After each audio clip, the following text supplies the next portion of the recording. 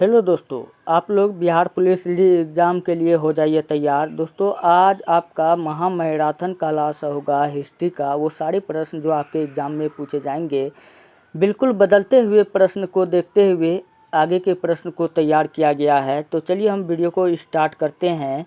हड़प्पा सभ्यता, अगर आपने कभी भी हिस्ट्री पढ़ा होगा तो हड़प्पा सभ्यता का नाम ज़रूर सुना होगा। हड़प्पा सभ्यता का दोस्तों हम लोग इंग्लिश में कहते हैं इंडस वैली सिविलाइजेशन, जो कब से कब तक चला था? 2500 से 1750 BC तक चला था। दोस्तों हड़प्पा सभ्यता का अलग अलग नाम के से हम लोग जानते हैं कि हड़प्पा सभ्यता को हम लोग सिंधु घाटी सभ्यता भी कहते हैं। क्या कहते हैं? सिंधु घाटी सभ्यता के नाम से हम लोग जानते हैं, क्योंकि इसी सिंधु घाटी सभ्यता में पहला शहर जो खोजा गया था वो हड़प्पा खोजा गया था। इसलिए इस सिंधु घाटी सभ्यता को हम लोग हड़प्पा सभ्यता के नाम से भी हम लोग जानते हैं। पूछेगा खोजने का काम किसने किया था? तो 1921 ईस्वी में किसने किया था? पंडित दयाराम साहनी ने किया था। किसने किया था? पंडित दयाराम साहनी ने किया था।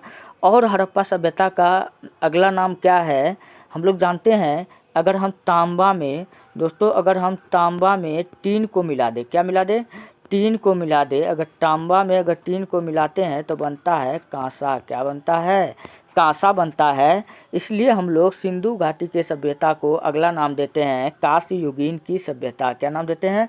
कांस्य युगीन की सभ्यता, या इसी को हम लोग कहते हैं प्रथम नगरीय सभ्यता, या इसी को हम लोग कहते हैं सरस्वती नगरीय सभ्यता। दोस्तों इतना नाम से हम लोग सिंधु घाटी सभ्यता को जानते हैं। चलिए और आगे की ओर हम लोग बढ़ते हैं।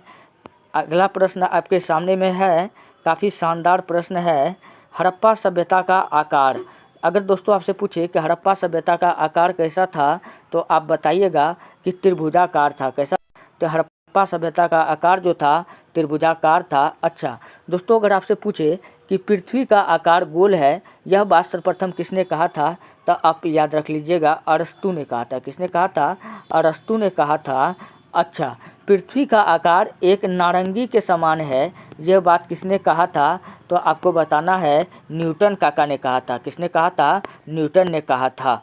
चलिए बढ़ते हैं नेक्स्ट प्रश्न की ओर। अगला प्रश्न आपके सामने में है कि त्रिभुजाकार विस्तार, यानी सिंधु सभ्यता का विस्तार पूछ रहा है कि कहाँ से कहाँ तक है।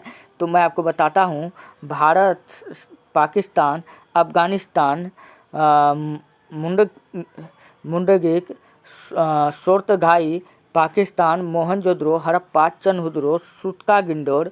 और भारत में भी कई स्थान है, जैसे भारत हो गया, गुजरात हो गया, उत्तर प्रदेश हो गया, पंजाब हो गया, राजस्थान हो गया, लोथल हो गया, आलमगीरपुर हो गया, रोपड़ हो गया और कालीबंगा हो गया। तो दोस्तों कालीबंगा से हमको क्या मिला था? काले रंग की चूड़ी। आप ये बात याद रख लीजिएगा। दोस्तों मोहनजोदड़ो को हम लोग कहते हैं मृतकों का टीला। क्या कहते हैं? मृतकों का टीला कहते हैं। गुजरात में सबसे बड़ा बंदरगाह था लोथल। कौन था? लोथल। आप ये सब प्रश्न भी याद रख लीजिएगा। और चनहुदड़ो से पहली बार महिला गैरेज का सामान मिला था, अर्थात महिला गैरेज बोले तो ब्यूटी पार्लर का सामान मिला था। और ब्यूटी पार्लर में क्या मिला था? लिपस्टिक। क्या मिला था? लिपस्टिक का साक्ष्य दोस्तों हमको यहीं से मिला था। तो मैंने आपको बताया ये सिंधु घाटी सभ्यता का जो उस समय जो सभ्यता था उसके कुछ प्रमुख क्षेत्र हैं। पंजाब में कौन था? रोपड़ था। उत्तर प्रदेश में कौन क्षेत्र सिंधु घाटी सभ्यता का पड़ता था? तो आलमगीर पड़ता था। गुजरात में कौन पड़ता था? लोथल पड़ता था। इस प्रकार से पड़ता था। चलिए हम लोग बढ़ते हैं नेक्स्ट प्रश्न की ओर। अगला प्रश्न जस्ट आपके सामने में है, और भी कुछ बचा हुआ है तो चलिए मैं उन सबको मैं देखता हूँ। जैसे हरियाणा में है कालीबंगा। कालीबंगा से हमको क्या प्राप्त हुआ था? काले रंग की चूड़ी। क्या प्राप्त हुआ था? हरियाणा से हमको क्या प्राप्त हुआ था? हरियाणा से हमको जब गोरी चली। हरियाणा से हमको हरियाणा और हिसार, ये दोनों कहाँ पड़ता है? हरियाणा में पड़ता है। और राखीगढ़ी, बनावली और कुनाल, जम्मू कश्मीर कहाँ पड़ता है दोस्तों? मांडा में पड़ता है। कहाँ पड़ता है? मांडा में पड़ता है। जम्मू कश्मीर ऐसा जगह था सिंधु घाटी सभ्यता में जहाँ पर मनुष्य के साथ कुत्ते को दफनाया जाता था। मनुष्य के साथ कुत्ते को दफनाने की विधि कहाँ पर देखा गया? तो आपको बताना है जम्मू कश्मीर में देखा गया। महाराष्ट्र में कौन था? महाराष्ट्र में था दौलताबाद। कौन था? दौलताबाद था। आप इतना बात दौलताबाद नहीं, दैमाबाद था। आप इतना बात याद रख लीजिएगा। चलिए हम लोग बढ़ते हैं नेक्स्ट प्रश्न की ओर। अगला प्रश्न आपके सामने में है, सिंधु घाटी सभ्यता का विस्तार कहाँ से कहाँ तक फैला हुआ है? भैया एक ट्रिप आज आपको पूरा डिटेल में आपको समझा देगा। बिल्कुल ध्यान से आप वीडियो को देखिए, कॉन्सेंट्रेट होकर के देखिए। ट्रिक है मेरा ओम पुआ। ट्रिक क्या है? ओम पुआ दद पशु। क्या है? ओम पुआ दद पशु। देखिए कैसे मैं आपको सिंधु घाटी सभ्यता का चौहद्दी याद करा देता हूँ। दोस्तों ऊ से हो गया उत्तर प्रदेश। क्या हो गया? उत्तर प्रदेश। म से हो गया मांडा। तो सिंधु घाटी सभ्यता के उत्तर में क्या पड़ता है? मांडा पड़ता है। आप खोजिए मांडा आपको कहाँ दिख रहा है? तो मांडा आपको कहाँ दिख रहा है? मांडा हम लोग जानते हैं नक्शा में हम लोग जब नक्शा बनाते हैं तो ऐसे न बनाते हैं। तो सबसे ऊ से ऊपर, ऊ से उत्तर, तो सबसे ऊपर में देखिए मांडा हमको दिखाई दे रहा है। तो सिंधु घाटी सभ्यता का उत्तरी बिंदु पूछे कौन है? तो मांडा है। पूछेगा किस नदी पे है? तो चिनाब नदी पे है। तो म से आपको याद रखना है मांडा। पुआ से याद रखना है पूरब में। पू से याद रखना पूरब। आ से याद रखना है आलमगीरपुर। पूरब में क्या है दोस्तों? आलमगीरपुर है। आप देखिए नक्शा में इधर ही पूरब होता है ना, तो नक्शा में इधर पूरब में देखिए आलमगीरपुर यहाँ पर दिया हुआ है। आलमगीरपुर पूछेगा किस नदी के पास है? तो हिंडन नदी के किनारे बसा हुआ है। किस नदी के किनारे बसा हुआ है? हिंडन नदी के किनारे बसा हुआ है। तो ओम पुआ दद पशु।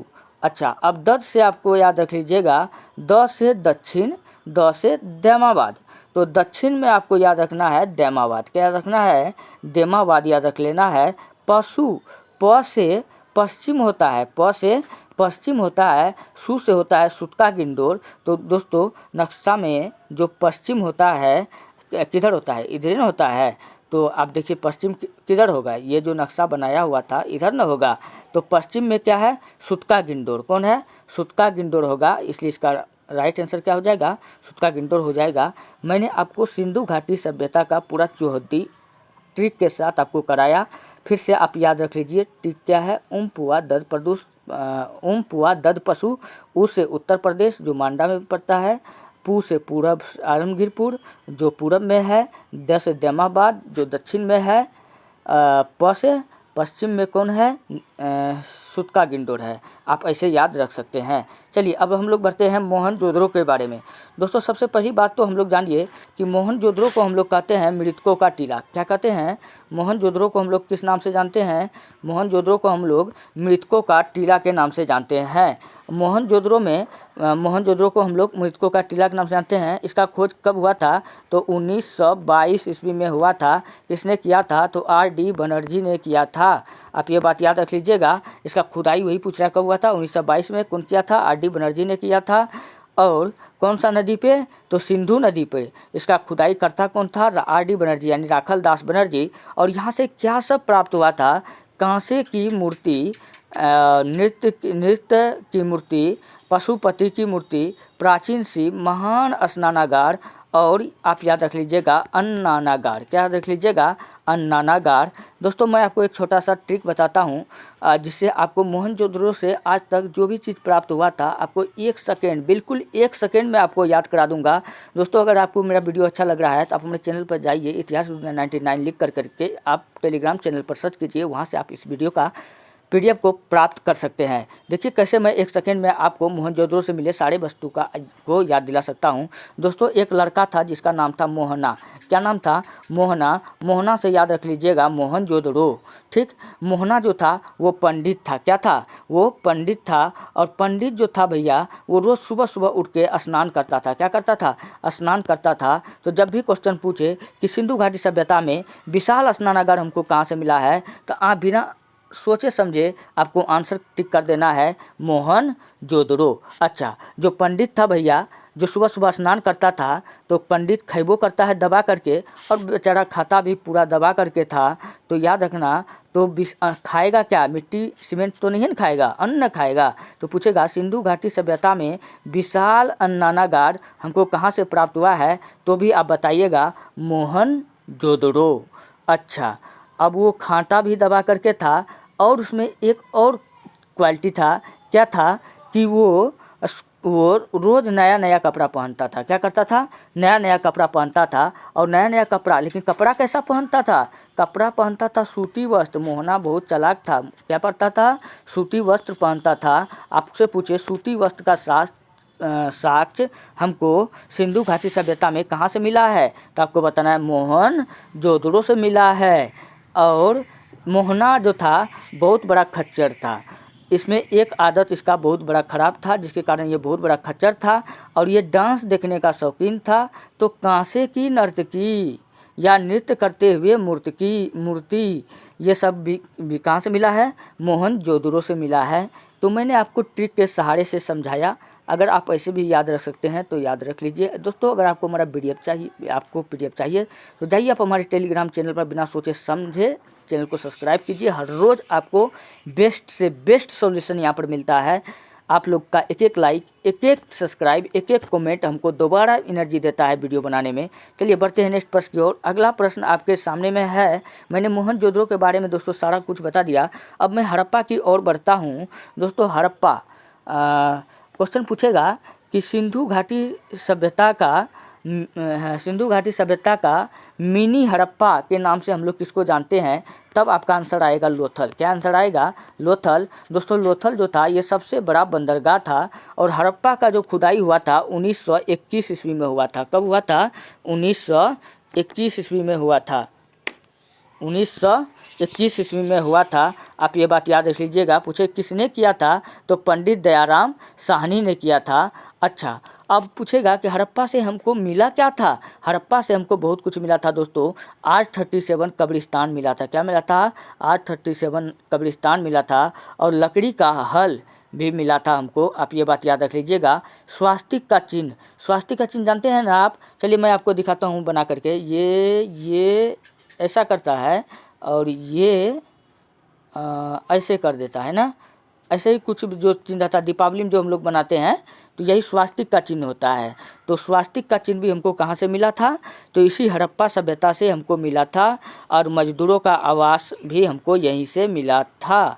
तो चलिए हम लोग बढ़ते हैं नेक्स्ट प्रश्न की ओर। अब अगला जगह हड़प्पा सभ्यता का हम लोग थोड़ा लोथल पर प्रकाश डालते हैं। लोथल, पहली बात तो आप जानिए कि लोथल किस नदी के किनारे बसा हुआ था? तो दोस्तों, लोथल भोगवा नदी के किनारे बसा हुआ था। किस नदी के किनारे बसा हुआ था?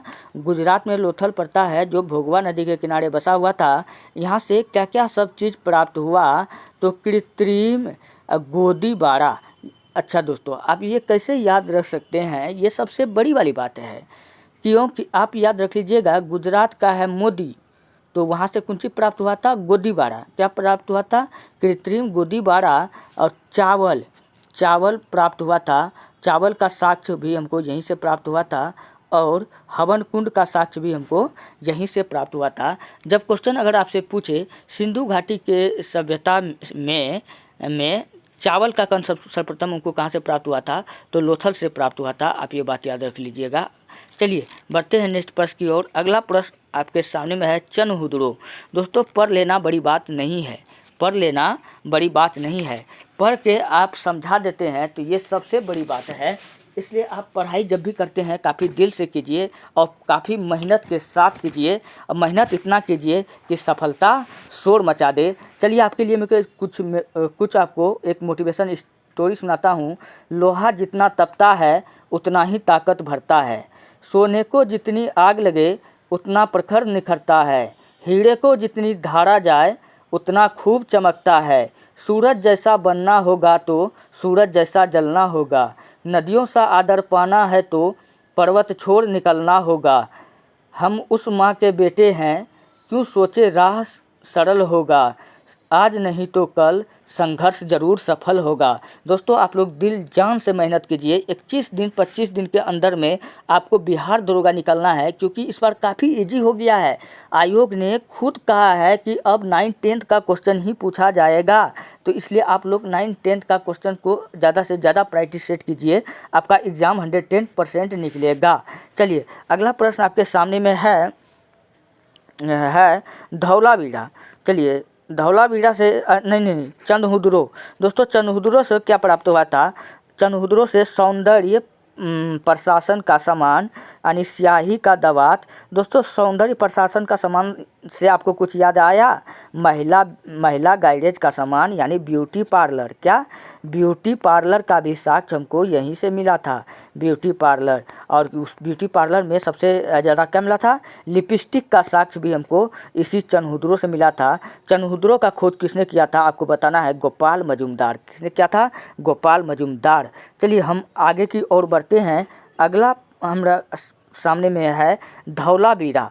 दोस्तों जब भी आपको जल का बात पूछे तो सर्वाधिक जल जो था हमको कहाँ से प्राप्त हुआ था? मोहनजोदड़ो से प्राप्त हुआ था। लेकिन उत्तम क्वालिटी का जो जल प्राप्त हुआ था वो हमको धौलावीरा से प्राप्त हुआ था। और धौलावीरा से क्या प्राप्त हुआ था? क्रीड़ी स्थल का साक्ष्य प्राप्त हुआ था, सूचना पट का साक्ष्य प्राप्त हुआ था, प्रसिद्ध जन निकासी व्यवस्था का साक्ष्य प्राप्त हुआ था, तीनों क्षणों में विभाजित का साक्ष्य हमको प्राप्त चला था। दोस्तों अब हम लोग जानते हैं सुरकोटदा। सुरकोटदा से हमको सिंधु घाटी सभ्यता में क्या प्राप्त हुआ था? दोस्तों सुरकोटदा जो पड़ता है ये राजस्थान में पड़ता है। कहाँ पड़ता है? ये राजस्थान में पड़ता है। तो सुरकोटदा से हमको क्या प्राप्त हुआ था? तो घोड़े की हड्डी प्राप्त हुआ था। क्या प्राप्त हुआ था? घोड़े की अस्थि प्राप्त हुआ था, यानी कि घोड़े के साक्ष्य प्राप्त हुआ था। आप ये बात याद रख लीजिएगा। और कालीबंगा दोस्तों कहाँ पड़ता है? तो ये राजस्थान में पड़ता है। कहाँ पड़ता है? राजस्थान में पड़ता है। और यहाँ से हमको काले रंग की चूड़ी मिली थी। अच्छा, कालीबंगा पूछेगा किस नदी के किनारे बसी है? तो घग्गर नदी के किनारे बसी है। आप ये बात याद रख लीजिएगा। और प्राप्त वस्तुएं 7 हवन कुंड का साक्ष्य, जुते हुए खेत का साक्ष्य, अलंकृत ईंट का साक्ष्य, ये सब भी हमको कहाँ से मिला था? ये सब भी हमको कालीबंगा से ही मिला था। चलिए हम लोग बढ़ते हैं नेक्स्ट प्रश्न की ओर। अगला प्रश्न आपके सामने में है कुणाल के बारे में जानते हैं। प्राप्त वस्तुएं चांदी का साक्ष्य या विविध तथ्य। देखिए दोस्तों, एक धातु होता था, धातु सोना, चांदी, तांबा, टीन, कांसा। और एक पशु होता था, कुंवर वाला बैल, सांड, एक सींग वाला पशु, गाय का कोई साक्ष्य नहीं है। तो ये सब चीज़ का सिंधु घाटी सभ्यता में साक्ष्य नहीं था। सोना, चांदी, तांबा, टीन ये सब का साक्ष्य नहीं था। आप ये बात याद रख लीजिएगा। चलिए मोहर के बारे में हम लोग जानते हैं, क्योंकि सिंधु घाटी सभ्यता का जो लोग था वो शहरी था, तो मोहर का जरूर प्रयोग करता होगा। मोहर का प्रयोग व्यापार करने के लिए होता था। सिंधु घाटी सभ्यता में पूछेगा कि मोहर का प्रयोग क्या करने के लिए होता था? तो व्यापार करने के लिए होता था। क्या करने के लिए होता था? व्यापार करने के लिए होता। सर्वाधिक मोहर पूछेगा हमको कहाँ से प्राप्त हुआ था? तो मोहनजोदड़ो से प्राप्त हुआ था। मोहनजोदड़ो को हम लोग कहते हैं मृतकों का टीला। क्या कहते हैं? मृतकों का टीला कहते हैं। चलिए फारस की मोहर हमको कहाँ से प्राप्त हुआ था? लोथल से प्राप्त हुआ था। मेसोपोटामिया की मोहर मोहनजोदड़ो से प्राप्त हुआ था। दोस्तों मेसोपोटामिया की सभ्यता विश्व की सर्वप्रथम सभ्यता है। विश्व की सबसे पहली सभ्यता पूछेगा किस देश की सभ्यता है? तो मेसोपोटामिया की सभ्यता है। पूछेगा यह किस नदी पे बना था? तो आपको बताना है दजला और फरात नदी पे बना है। दजला और फरात नदी पर बना है। चलिए बढ़ते हैं हम लोग नेक्स्ट प्रश्न की ओर। अगला प्रश्न आपके सामने में है समकालीन सभ्यता। सिंधु घाटी सभ्यता के समय ऐसा कौन सा सभ्यता था जो इसके समकालीन था? पहला आप याद रखिए मिस्र की सभ्यता। मिस्र की सभ्यता दोस्तों पूछेगा किस नदी पर बना है? तो आपको बताना है नील नदी पर बना है। किस नदी पर बना है? नील नदी पर बना है। मेसोपोटामिया की सभ्यता पूछेगा किस नदी पर बना है? तो इराक और ईरान के नदी पर बना है। इराक और ईरान के नदी पर बना है। चाइनीज सभ्यता पूछेगा कि किस नदी पर बना है? तो ये हुआंगहो नदी पे बना है। किस नदी पे बना है? हुआंगहो नदी पे बना है। दोस्तों इस हुआंगहो नदी को हम लोग पीली नदी के नाम से जानते हैं। किस नदी के नाम से जानते हैं? पीली नदी के नाम से हम लोग जानते हैं। तो चलिए हम लोग बढ़ते हैं नेक्स्ट प्रश्न की ओर। और अगला प्रश्न आपके सामने में है कि मेसोपोटामिया की सभ्यता कहाँ प्राप्त हुआ था? ईरान में प्राप्त हुआ था, ये तो मैं आपको बता ही दिया। अच्छा, समाज देख लेते हैं। सिंधु घाटी सभ्यता में जो समाज था उसका क्या स्थान था? जो दोस्तों सिंधु घाटी सभ्यता में जो समाज था उसमें व्यापारियों के दल का शासन था। क्या था? व्यापारियों के दल के शासन था, तभी तो ये लोग शहरी थे। आपको पता है धार्मिक बिंदु, ये लोग दोस्तों कुंवर वाला सांड, पशुपतिनाथ, मातृ देवी, इन सब का पूजा किया करते थे। आप ये बात याद रख लीजिएगा। राजधानी नगर, दोस्तों राजधानी नगर इसका एक हड़प्पा हुआ करता था और एक मोहनजोदड़ो हुआ करता था। इसलिए सिंधु घाटी सभ्यता का जुड़वा नगर हम लोग हड़प्पा और मोहनजोदड़ो को कहते हैं। जुड़वा नगर किसको कहते हैं? हड़प्पा और मोहनजोदड़ो को कहते हैं। पूछेगा यह बात किसने कहा था? स्टुअर्ट पिगट ने। किसने कहा था? स्टुअर्ट पिगट ने कहा था सिंधु घाटी सभ्यता और मोहनजोदड़ो को जुड़वा राजधानी। चलिए अब हम आगे बढ़ते हैं नगर नियोजन की ओर। सिंधु घाटी सभ्यता में नगर नियोजन की क्या विशेषता थी? दोस्तों सिंधु घाटी सभ्यता एक शहरी सभ्यता थी। आज सोचिए कि आज से 2000 वर्ष पहले जो वहाँ पर जो था प्रॉपर नाला बनाया गया, रोड के सामने नाला बनाया गया था, एक भी पानी का वहाँ पर रुकने का साधन नहीं था। लेकिन आज हम लोग चलते हैं तो रोड के बगल में भर ठोंगना पानी लगल रहता है। ऐसा क्यों? तो नगर उस समय इतना अच्छा व्यवस्था था, जब ये लोग इतना ही शिक्षित था, तो ये लोग का पतन क्यों हो गया? तो नगर नियोजन के बारे में जानते हैं। तो जल आधारित संरचना पर पहले हम लोग देखते हैं। दूसरा नंबर, हड़प्पा सभ्यता के शहर को 2 भागों में विभाजित थे। कितने भागों में विभाजित थे? 2 भाग में विभाजित थे। तीसरा, कालीन तंत्र का आवास पश्चिमी भाग में था। चौथा, किलों का निर्माण पश्चिमी भाग में था। लॉजिस्टिक साइट राखीगढ़ी में था। तो ये नगर नियोजन के बारे में था। अब हम लोग थोड़ा वैदिक ईरा में घुसते हैं। दोस्तों जब हम वैदिक ईरा में घुसते हैं तो हमको एक शब्द सुनने के लिए आता है आर्य। सबसे पहले जो था दोस्तों ये आर्य ही आए थे भारत में। पूछेगा कि आर्य सबसे पहले कौन आए थे? तो आर्य आए थे। और आर्य के जब प्राचीन भाषा था वो कौन था? संस्कृत था। कौन था? संस्कृत था। आप ये बात याद रख लीजिएगा। चलिए हम लोग बढ़ते हैं नेक्स्ट प्रश्न की ओर। चलिए अब हम लोग बढ़ते हैं वेद की ओर। दोस्तों वेद टोटल 4 प्रकार का होता है। सामवेद, ऋग्वेद, आयुर्वेद, अथर्ववेद। तो जिसमें हम सबसे पहले ऋग्वेद के बारे में पढ़ते हैं। दोस्तों ऋग्वेद जो है सबसे प्राचीन वेद है। क्या है? सबसे प्राचीन वेद है। देवताओं की देवताओं की प्राथमिकताएं इसी वेद में दिया गया है। दोस्तों सामवेद को हम लोग संगीत का वेद कहते हैं। आप ये बात याद रख लीजिएगा। और चौथा नंबर में है संगीत का प्राचीनतम पुस्तक कौन है? तो यही है, सामवेद ही है। और अगला वेद है यजुर्वेद। यजुर्वेद को दोस्तों 2 भागों में बांटा गया है। एक को कहते हैं विभिन्न, दूसरा को कहते हैं कृष्ण यजुर्वेद और संकवन यजुर्वेद। कर्मकांडों की व्यवस्था और अथर्ववेद। अच्छा यहाँ पे देखिए अथर्ववेद लिखना था। क्या लिखना था? अथर्ववेद। अथर्ववेद में दोस्तों क्वेश्चन आपसे पूछेगा कि ऐसा कौन सा वेद है जिसमें जादू टोना, वशीकरण और औषधियों का उल्लेख है? तो आपको बताना है अथर्ववेद में। अथर्ववेद में जादू टोना और वशीकरण जैसे औषधियों का क्या है? उल्लेख है। तो आप ये बात याद रख लीजिएगा। चलिए हम लोग बढ़ते हैं नेक्स्ट प्रश्न की ओर। अगला प्रश्न आपके सामने में है ऋग्वेद। अब थोड़ा हम लोग ऋग्वेद पे चर्चा करते हैं। अगर आपसे पूछे ऋग्वेद में टोटल कितने मंडल होते हैं? तो टोटल 10 मंडल होते हैं। पूछेगा ऋग्वेद में कितने सूक्ति होते हैं? तो 1028 सूक्ति होते हैं। प्राचीन मंडल पूछेगा कितना है ऋग्वेद में? 2 से 7 है। चलिए गायत्री मंत्र का उल्लेख पूछेगा ऋग्वेद के किस मंडल में किया गया है? तो आपको बताना है तीसरे मंडल में। किस में किया गया है? तीसरे मंडल में। 9वां मंडल में, ऋग्वेद के 9वां मंडल में क्या है? तो आपको बताना है सामवेद के लिए किया गया है। चलिए 10वां मंडल में क्या है? वन व्यवस्था की व्याख्या है। और 7वां मंडल में क्या है? 10 राजाओं का युद्ध है।